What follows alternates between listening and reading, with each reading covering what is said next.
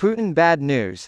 The population of Russia is becoming increasingly dissatisfied with Putin's rule.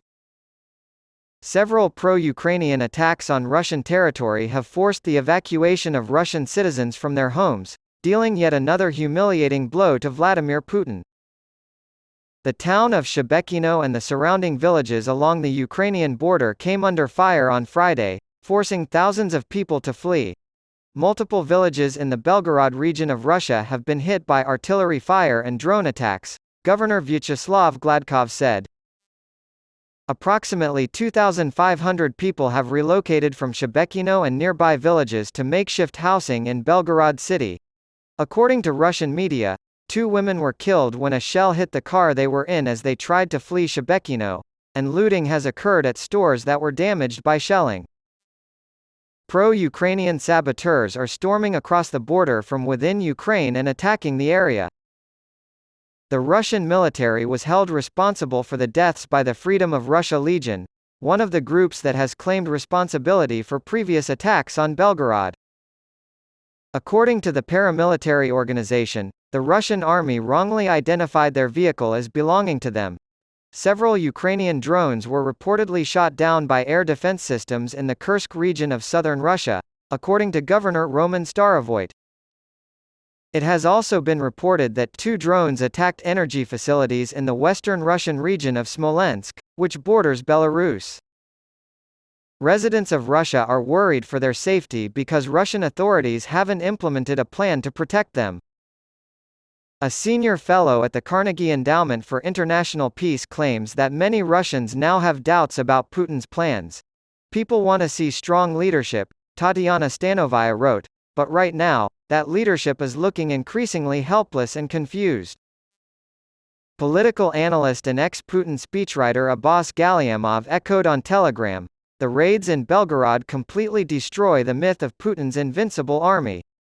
They are unable to advance and are equally inept at defending." Weakness can be the single most effective means of eroding public support for an authoritarian regime.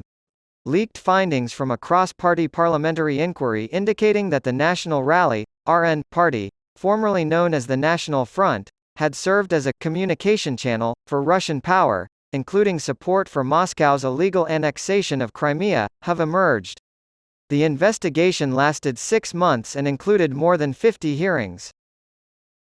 To the dismay of the inquiry's chair and instigator, RN lawmaker Jean-Philippe Tanguy, the text was adopted on Thursday by 11 votes to 5. It will be published the following week. Le Pen was questioned by investigators in the days leading up to the vote, during which she swore under oath that she had no connections to the Kremlin while also restating her support for Moscow's annexation of Crimea, which she referred to as a reattachment. Russian media gave extensive coverage to the far-right leader's interview on May 24, with the Russian press echoing with great satisfaction the assertion, in their view reaffirmed by Marine Le Pen, that Crimea is and has always been Russian, as reported by the report's rapporteur, Constance Le Grip. Le Pen has previously praised Russian President Vladimir Putin and his nationalist rhetoric, and she has finished in second place in the last 2 French presidential elections. She had laughed off concerns that he posed a threat to Europe until last year's invasion. This was despite Russian incursions into Georgia, Crimea, and the Donbass region of Ukraine.